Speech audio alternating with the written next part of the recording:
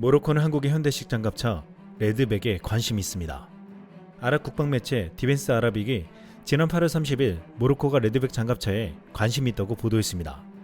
이 매체는 그리스와 이탈리아를 포함한 관심 있는 국가들이 호주에서 실시된 장갑차 결과를 기다리고 있다며 최종 계약에 따라 레드백 IFV 도입을 뒤이어 검토할 것이라고 밝혔습니다. 이미 중동 지역의 사우디와 UAE가 레드백에 대해서 관심을 보인 바 있는데 이제는 아프리카의 모로코까지 적극적으로 레드백 도입에 나섰습니다. 모로코가 레드백에 특히 관심을 보이는 이유는 모로코에서 사용하는 미사일이 호환될 수 있기 때문이라고 했습니다. 레드백은 모로코가 사용하는 이스라엘 라파엘의 스파이크 LR2 대전차 미사일과 미국산 대전차 미사일 자벨린을 장착할 수 있습니다. 모로코는 근래 들어 이웃국가 알제리와 분쟁을 겪으면서 군사력을 강화시키려고 하고 있는데 지난해 K2 전차 도입 협상을 시도했다는 보도가 나오기도 했습니다. 현대로템은 사막 환경에 현지화한 중동형 K2 맞춤형 버전을 만들었는데 섭씨 50도를 웃도는 중동의 폭염 속에서도 전차 운영이 원활하도록 엔진과 조정석 내부의 냉각 성능을 강화시켰습니다. 또한 전차 바퀴를 둘러싸는 궤도에는 특수 고무 재질로 고온에도 주행이 가능하고 전차 외관은 사막지형에서 유리한 황색으로 도색했습니다. 이렇게 완성된 중동형 K2 전차에 사막이나 고온의 작전 환경을 가지고 있는 나라들이 탐을 내고 있습니다. 이미 레드백은 호주의 광활한 대륙에 맞춘 맞춤형으로 사막이 많은 호주 지형에서 임무를 완벽하게 수행할 수 있게 설계되어 중동이나 아프리카 국가들에게 바로 수출될 수 있는 모델로 보고 있습니다. 독일 매체 독일 비즈니스 뉴스 DWA는 호주의 차세대 보병 전투 장갑차 사업에서 독일 라인메탈의 링스가 탈락하고 한국의 레드백이 선택되었다는 것에 아주 큰 의미가 있다고 보도했습니다. 이 매체는 레오파드2 탱크를 생산하는 독일의 무기 제조회사 라인메탈이 우크라이나와 국제 경쟁에서의 손실로 인해 경이로운 무기 제조업체로서의 지위를 부분적으로 잃었다고 말했습니다. 라인메탈이 수십 년 동안 전 세계에서 수요가 있는 첨단 기술 무기들을 생산했지만 레오파드2를 우크라이나로 보낸 것은 서방에서 전장에 전환점이 될 것으로 제시되었지만 결과적으로 그들은 자신을 증명하지 못했고 전장에서의 보고는 부정적인 인상을 남겼다고 했습니다. 당시 서방 언론들은 구식 러시아 무기가 독일의 기적의 무기와 경쟁할 수 없을 것이라고 전망했습니다. 그런데 이 매체는 미국의 제블린 미사일이나 하이마스 미사일 시스템과 달리 레오파드는 전투에서 자신을 증명할 수 없었다고 말했습니다. 또한 우크라이나에서 폐기된 서부 장비에 대한 보고가 증가하고 있다는 보도가 계속 나오고 한 뉴스 보도에 따르면 러시아 군인이 RPG-7 유탄 발사기에서 발사된 재래식 대전차 미사일을 사용하여 레오파드2를 파괴하는 데 성공했다고 보도되었다고 말했습니다. 우크라이나 정예병사가 운영하는 레오파드2는 수백만 달러에 이르지만 이를 파괴한 RPG 로켓의 가격은 500달러에 불과했습니다.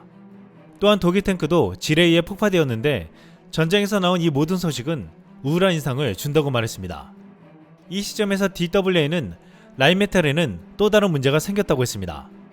한국 기업이라는 심각한 경쟁자가 국제시장에 등장했다는 것입니다.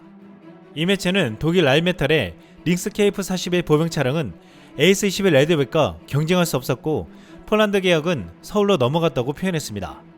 그리고 라인메탈과 직접 경쟁하는 상황에서 호주와 인도도 한국 제품을 선호했다고 했습니다. 그런데 이 매체는 더욱 중요한 것은 한국은 고품질의 장비를 공급한다는 것뿐만 아니라 너무나도 빨리 대량으로 공급한다는 점이라고 지적했습니다.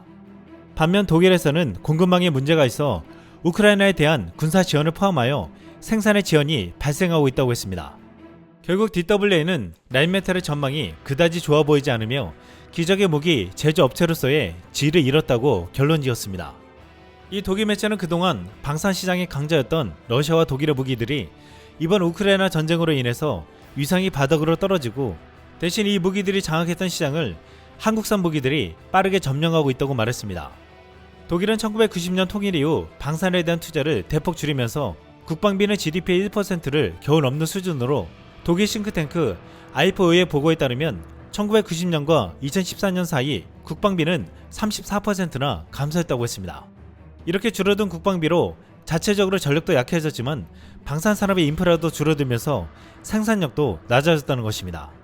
결국 생산 인프라가 부족한 독일에서는 나이든 숙련된 장인들이 천천히 장비를 만드는 수준이 되었다고 했습니다. 그러기에 더욱 한국과 비교되고 있는데 이는 한국의 무기 공장을 취재한 미국 CNN의 기사에 모두가 놀랄 수밖에 없었습니다. 미 CNN은 지난해 말 한국의 무기 생산이 어떻게 이뤄지는지를 현지 취재를 통해 생생하게 보도했습니다. 먼저 방어를 염두에 두고 설계된 도시라는 제목으로 북한의 지속적인 공격 위협은 한국 현대 무기 산업의 요람인 남부 항구 도시 창원에 군수 생산 라인이 설립되었다고 했습니다. 이 도시는 자연 분지에 위치하고 있으며 사방이 산으로 둘러싸여 있어 방어하기가 더 쉽고, 도시의 주요 도로인 창원대로에는 국가 비상시 활주로로도 사용할 수 있는 14.9km의 구간이 있다고 했습니다.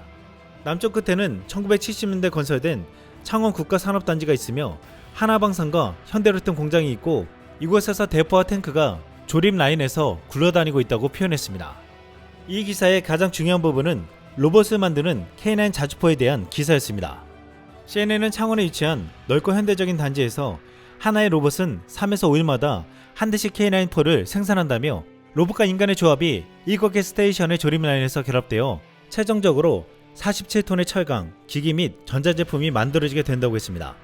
2층이 넘는 높이의 로봇 한 대가 포탑을 용접하고 100여 절차의 밝기가 동굴 같은 조립 건물을 밝게 비춘다며, 또 다른 로봇은 녹색으로 칠해진 강철에 구멍을 뚫어 사람 머리카락보다 얇은 100분의 1mm의 정확도로 작업을 진행하면서 자동으로 비트를 전환한다고 했습니다.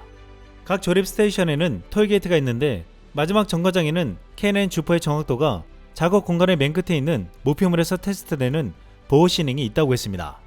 그런 다음 완성된 장치는 성능 테스트를 위해 밖으로 나가서 최고 속도인 시속 67km로 근처에 포장된 도로를 따라 굉음을 내며 지면이 진동하게 한다고 했습니다. 그러면서 시험 운전자들은 트랙 위에 고무 패드가 콘크리트 위에 도넛을 남기고 트랙 위에 있는 주포를 한 방향으로 돌린다는 것입니다. 런던 왕립연합군 연구소의 지상전 선임연구원 잭 와틀링은 한국이 완벽한 시험장이라고 말하며, 여기 안에 혹하는 겨울부터 장마철, 여름더위가 섭씨 30도 이상에 이르기까지 다양하며 평탄한 지형과 산악 지형을 모두 갖고 있다고 말했습니다. 와틀링은 이것은 기후 조건 전반에 걸쳐 신뢰할 수 있는 차량을 보유한다는 점에서 매우 독특하고 복잡한 변수 세트라고 말했습니다. 그리고 이것이 외국 바이어들의 관심을 끌었다며, K9포가 시험되고 있는 곳에서 불과 몇 마일 떨어진 곳에 현대로템 공장에서 K2 전차가 시험을 치르고 있다고 했습니다. 이렇게 한국의 방산 공장을 엿본 미국 CNN의 기자들과 영국의 전문가는 로봇으로 정밀하고 빠르게 생산하고 극한의 상황에서 실험하는 장면에 감탄할 수밖에 없었습니다. 독일 매체 DWA는 기적의 무기라 불리던 독일산 무기가 지고 한국산 무기가 뜨고 있다며 기사에 이런 표현을 적었습니다. 바르샤바와 나토 국가의 다른 동유럽 수도에서 많은 돈이 베를린을 우회하여 서울로 직행합니다. 이상 쓸멍이었습니다.